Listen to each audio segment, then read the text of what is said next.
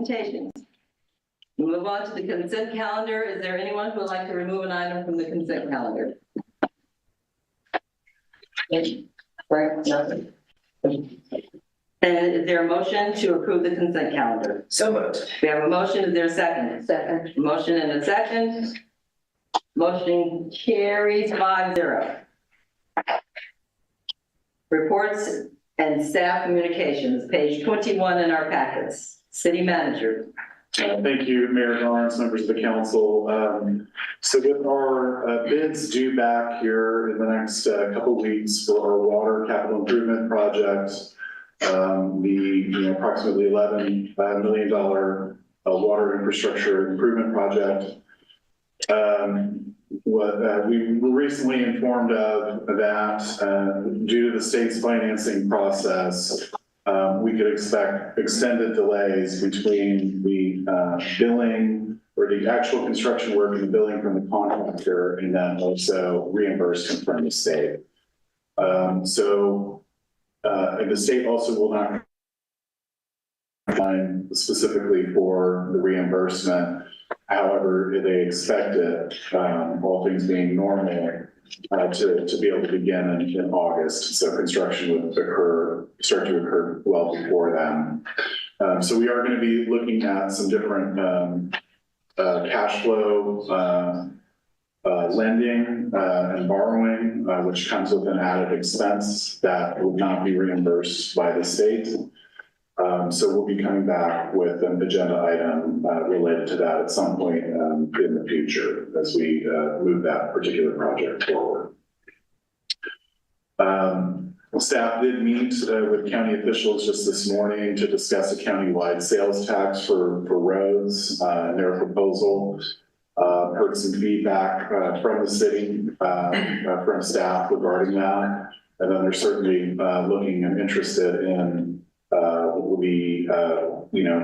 what the council would be willing to support. So we'll also be monitoring that particular situation. And then we're also looking into some interesting technology that could create some efficiencies in terms of the rental housing inspection program, utilizing essentially an app for inspections that could, keep the costs, the fees associated with rental housing inspection program low. So we have an extended rollout period. We don't anticipate to start rental housing inspections until January of 2025.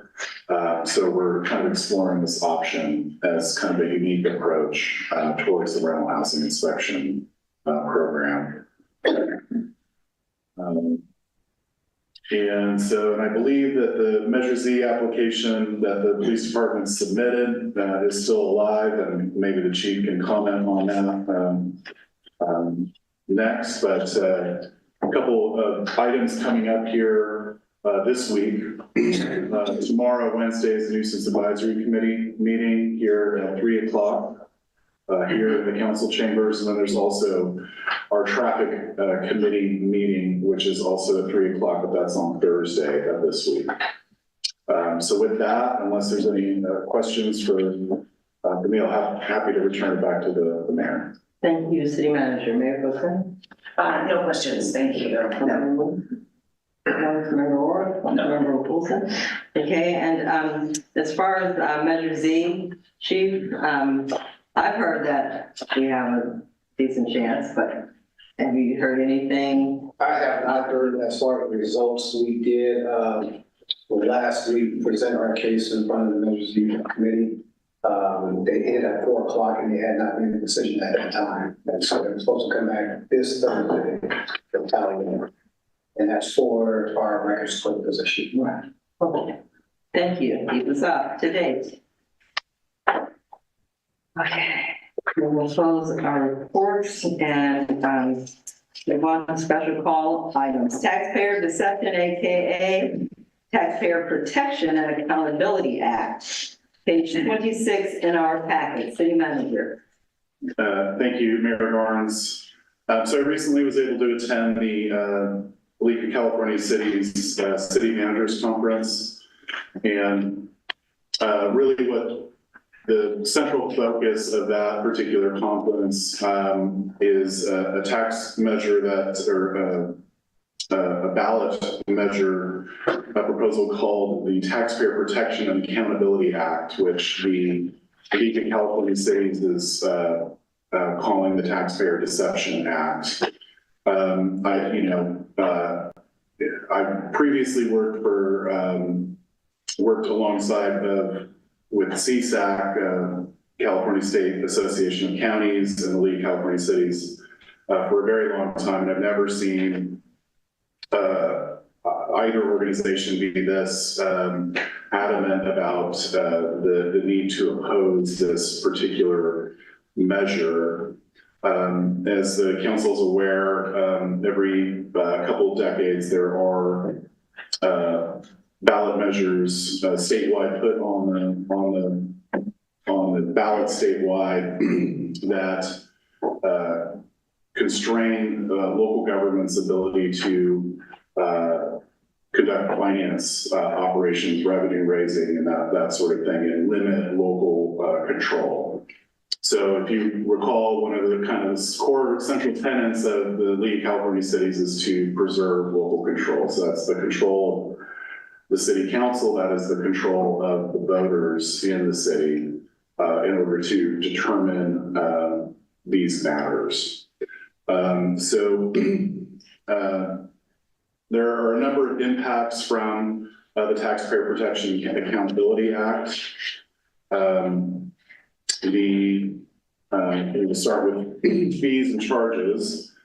So as the council is aware, the city has fees for things like building permits, inspections, those sorts of things. Those are state mandated requirements. As a city, we have a responsibility to issue building codes, that sort of thing. The only way for the city to recover costs is to establish fees. And so the change here is really taking the fee structure and creating an added burden for the city to reflect the actual cost and using clear and convincing evidence for fees, which is a very high standard. It's a significant change in how the fees are established. It also implies that there is an adjudicatory process for each and every fee established. So in other words, there would be and it's not well defined in the legislation, but significant appellate process for individual fees, everything from abatements to fines and fees and penalties, that sort of thing, for violations or for voluntary interactions, such as with the pulling building permit.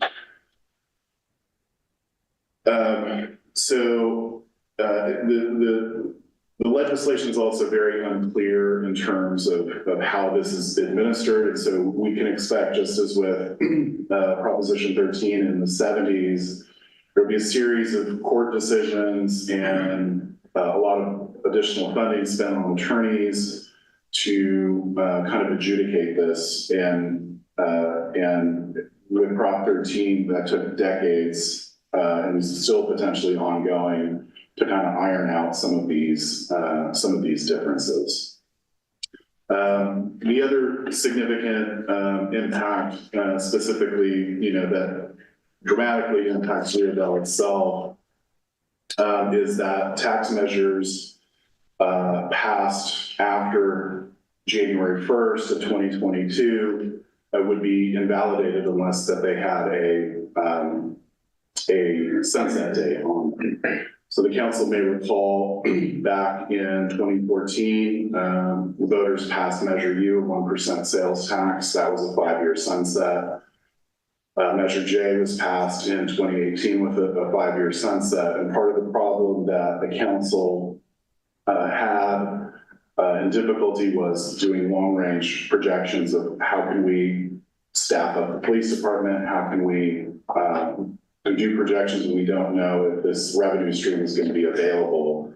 into the future. And so Measure O was a reduction by 25% of the tax from 1% to 0.75%. That was also passed by the voters, but it did not include a sunset date. And the reasoning and the logic behind that was that we needed some certain predictability in the revenue stream so that we could make appropriate planning choices, whether it's with the police department or with roads, which have been the two primary beneficiaries of that, along with Measure X, the cannabis tax, helped push our funding or our pavement condition index up 25%. To now one of the leading, from one of the lowest rated cities in Humboldt County to now one of the highest rated cities in Humboldt County. And then it's also been able to fund staffing up in the police department, where we went from, periods of time where there were maybe 3 officers on duty at any given time to I think our staffing is at 8 or 9. And then we've also had to bear the burden of things like funding the RIMS system, which is a records information management system that all the departments are required to be on, that shares with the district attorney, those sorts of things. There have been investments in vehicles. The council may recall in the past we had cars dispatched to incidents that broke down. And then we actually had an incident where in my first month here that occurred in the car that was sent, the other police car that was sent also broke down. So the city's come a long way, and I think we have a lot to demonstrate as to where the improvements are in the community. Again, streets being paved and investments in the police. So again, the measure was passed, Measure O, on November 9, 2022 by the voters. And this measure is projected to raise approximately $300,000 annually. So that's at the reduced rate. So if the Taxpayer Protection and Accountability Act were to pass, it would invalidate our Measure O, which would be effective January 1st of 2025. So our current tax is set to expire at the end of December. So I cannot, stress enough how impactful this would be. It's essentially a fifth of the general fund revenue, of which, again, the majority of general fund revenues go to the police department. And we have been able to carve off some of that for street repairs in the community. There are some other provisions and changes associated with it. For example, it limits the community's ability to do advisory measures on taxes, where the community weighs in on where funding should go, or whether providing direction to the council from those. So an example would be Measure X, where we had an advisory measure on that would no longer be allowed. Prior to Measure X, we had an advisory measure. So there are, significant, changes and issues with this that really limit the voters' ability to control and have input on city operations, city finances, and then there's it also subsequently restricts the council's ability and lowers the local control that the community has. And so again, this is the highest priority of the League of California Cities. I want to bring this to the council as soon as possible.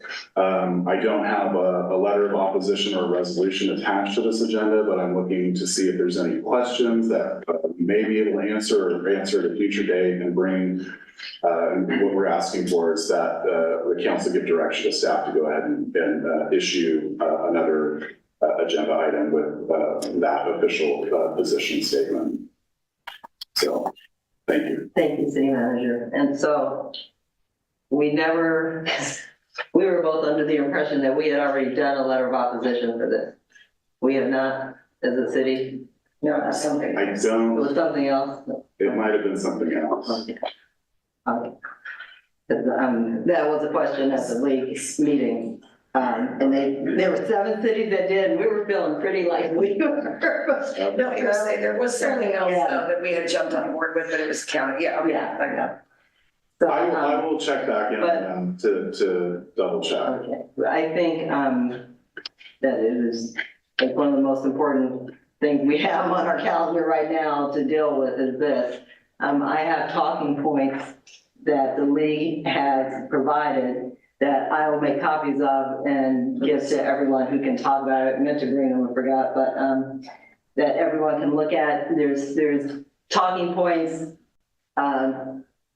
for councils and for elected bodies, but there's also talking points that we can go out and talk to the constituents, kind of make them aware of what this will do, and the fact that the thing that's so important is it's one of those measures that the title will cause you to check it, to agree with it before you ever read it. If you are a person who doesn't want to really be bothered, but you're just voting, that title, it will be like, yeah, that sounds good. Yeah. So it's vitally important that we get the word out, that this is not good for cities, and it's really not good for Rio Dell, because it will, I mean, we couldn't put another measure on the ballot for how long. It would kick us back, what, 2 years, Kyle?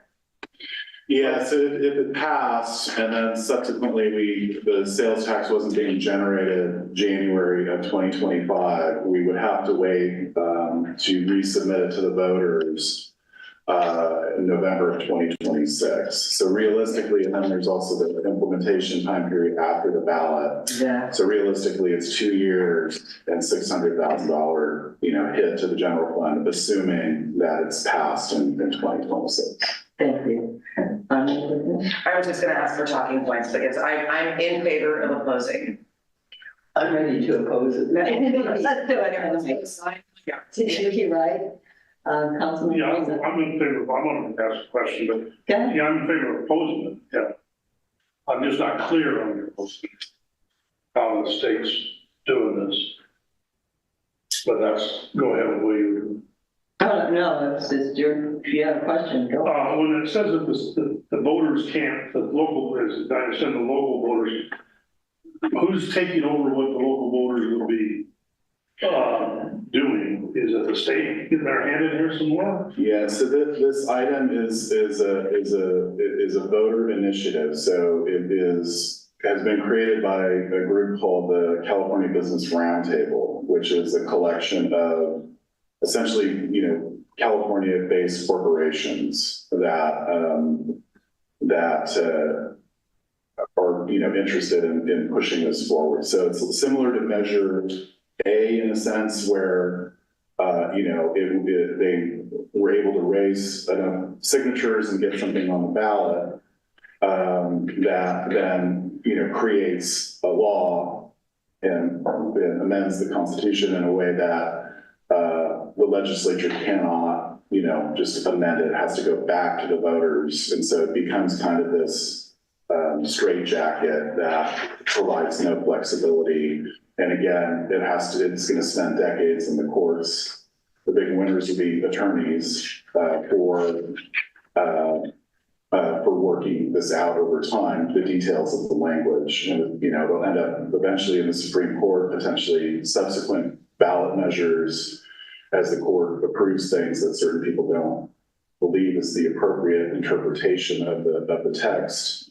And again, in the meantime, it would place really a very, very high burden to do the justification for, for fees, for fines and penalties, and even abatement costs, would have to meet this very, very high standard that is, potentially challengeable by those individuals at any time. So besides the fact that it's eliminating a sales tax, it's taking away the ability for us to pay, I guess when we say fees, like we said, our building fees and stuff, does it take away all of those as well, or? It doesn't necessarily take them away, it just creates a higher threshold for establishing those fees, potentially putting them out to voters for voter approval. Another example would be when the fire district annexed Scotia. As the council may recall, the districts to the south of us were not approving fire protection fees, and so basically those districts were imploding. And so the fire district annexed to the south of Scotia and Red Crest. And those fees were extended into those jurisdictions. Now, if that were to happen again post this measure, it's also very unclear as to how those fees would translate over to the new expanded district. So, this is part of the problem, is it's not very clear. Is it a vote of just those areas in the annex portion, or is it the entire new district, and so on and so forth? So there's just a lot of questions that get raised that, again, ultimately only the courts are going to work out.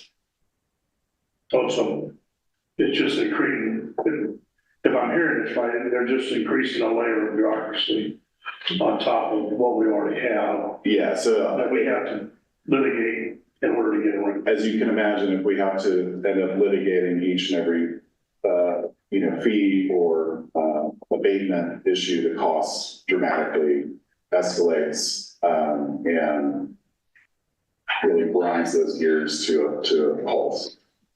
And I would just add that there already are a lot of protections. The council is in charge of those fees and setting them to this day. They have to be reasonable. They have to be set on actual time spent projections and whatnot. And so there already are protections in those regards. And the council is the one who safeguards those and makes sure that they're appropriate. They don't go away from us. They're not taking that power away from this council. In terms of setting the fees and in terms of the challenges to the fees, you would be losing quite a bit of discretion over it. All right, thank you. No question, but I'm against it. City manager, thank you. City manager, is this the one where the voting threshold changes to? Isn't this the one where now everything has to be a super majority of votes to get?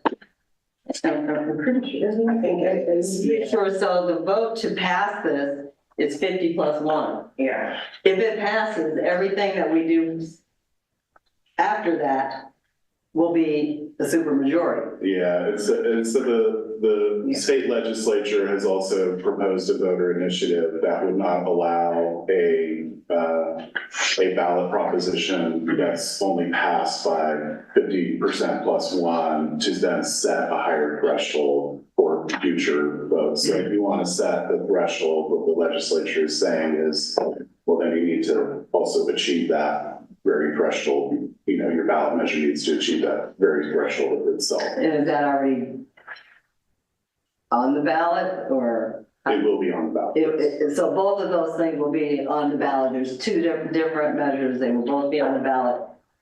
So let's say that one didn't pass, then it would be 50+1 and then a majority, because if it's a ballot measure, it could go either way, right? Yeah, I believe so. So that's something to think about too. Another reason why it's so important that this thing doesn't pass. Are there any questions? Rich, nothing? Any hands raised? So the 50+1, that's only for these two things that are coming up to vote on. It's not from there on out that will be the measure, like for our voting.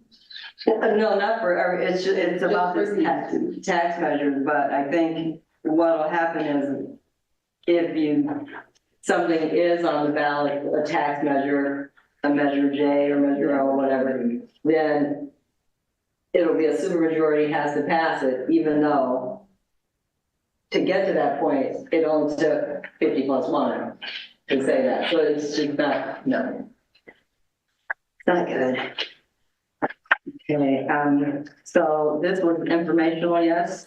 So that's just informational, and so staff will come back at a future date with a letter, and we will go back into the archives, make sure we're not duplicating a previous agenda item, which is entirely possible. I think it was Yeah, the that's- 11. And it brings. Well, we definitely did that. Yeah. I have no idea. But, yeah, let's do that as soon as possible, get that back at us. Thank you. Now we'll move on to the second reading by title only and adoption of ordinance number 404-2024, amending the Rio Dell Municipal Code, establishing a cannabis cultivation tax guarantee. Page 40 in our packets. Mayor Carn, members of the council, the first reading introduction of this ordinance occurred on February 20th. And as you just indicated, it's a ordinance that would establish a tax guarantee for the payment of cultivation taxes. As the council's aware, we had a couple farmers up on the plateau.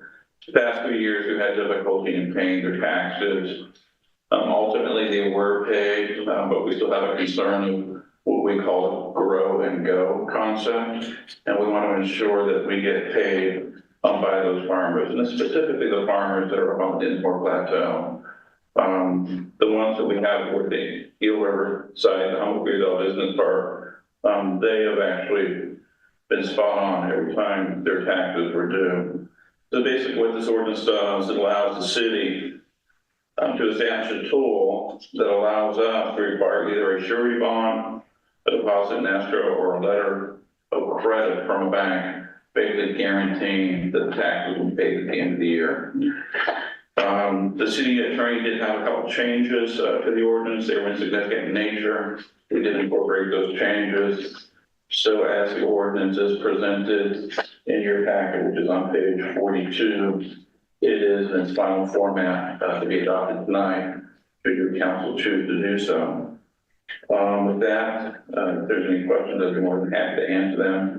If not, we recommend that the council adopt ordinance number 404-2024, establishing that cannabis cultivation tax guarantee. Thank you. Councilmember Orr. No question. No question. Councilmember Wilson.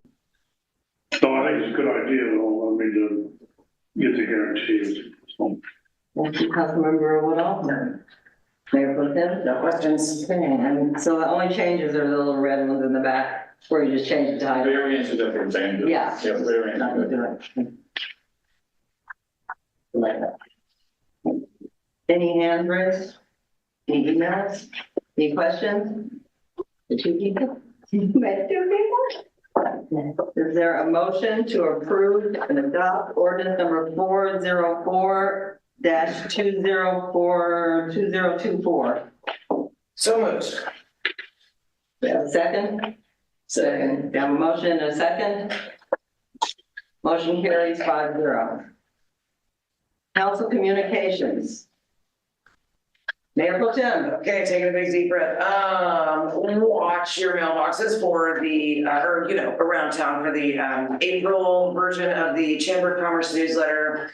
I wrote an article in it. It's about feral cats. Be surprised. Okay, so I did attend the Cal City's Redwood Empire Division meeting in Willits. It was lovely. I went to the school board meeting last Thursday. They're currently in budget time, just like we are, and under the same, waiting for reimbursement from the state. Things look really scary for them. So that is where they're at.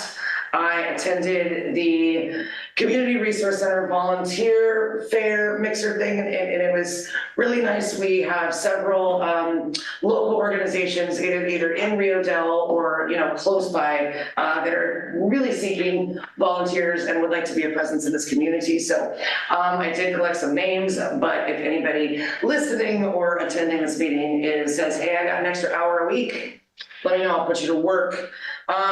As city manager said, we have a nuisance advisory committee meeting tomorrow here at 3 p.m. We have a beautification, walkability, and pride committee meeting here in the chambers on Friday at 4 p.m. I have a REDIC meeting on Monday, and my last thing I'd like to ask for is to put on the agenda a parks master plan sometime in the future.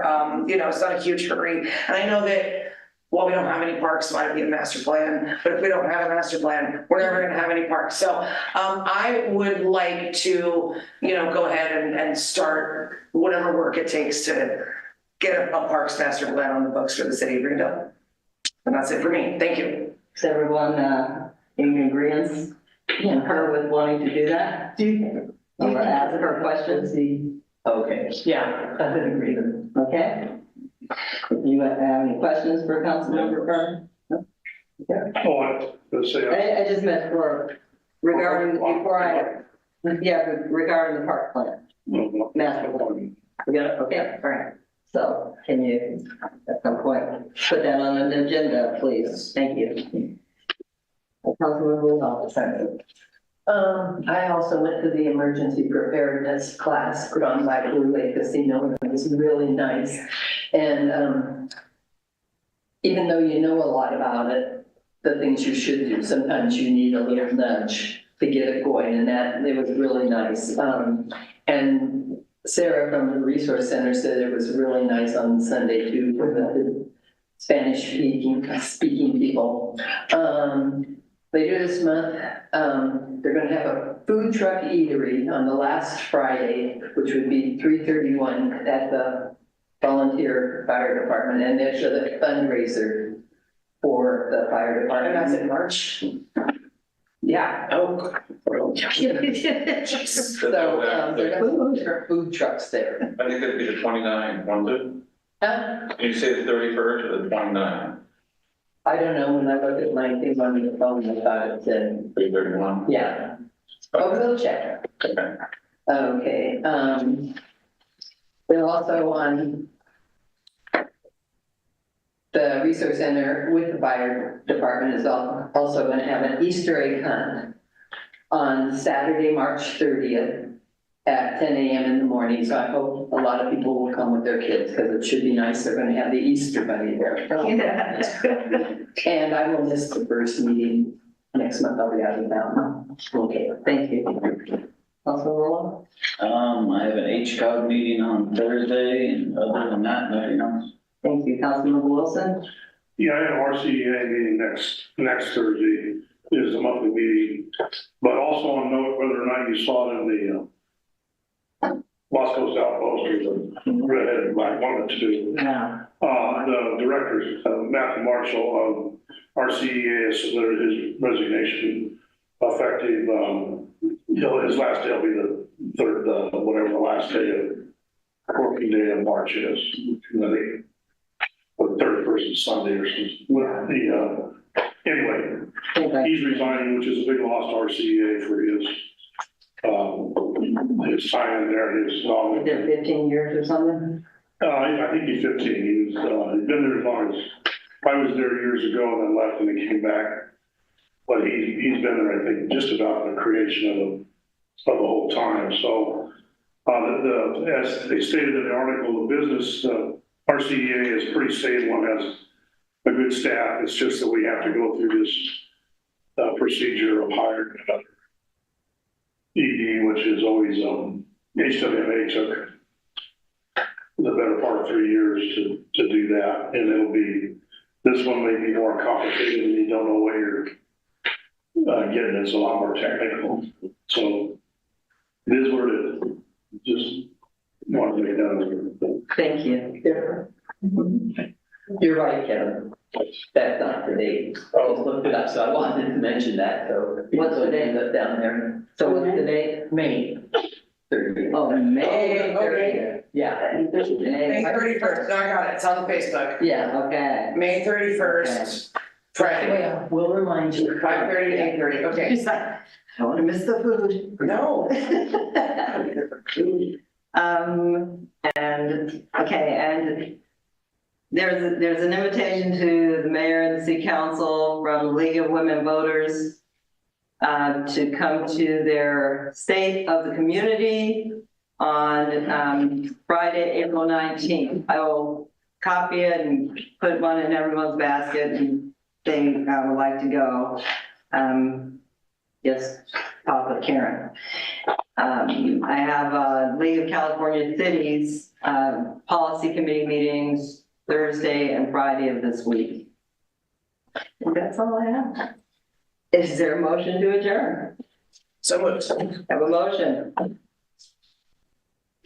Adjourn until April 2nd. Okay, so what's April's?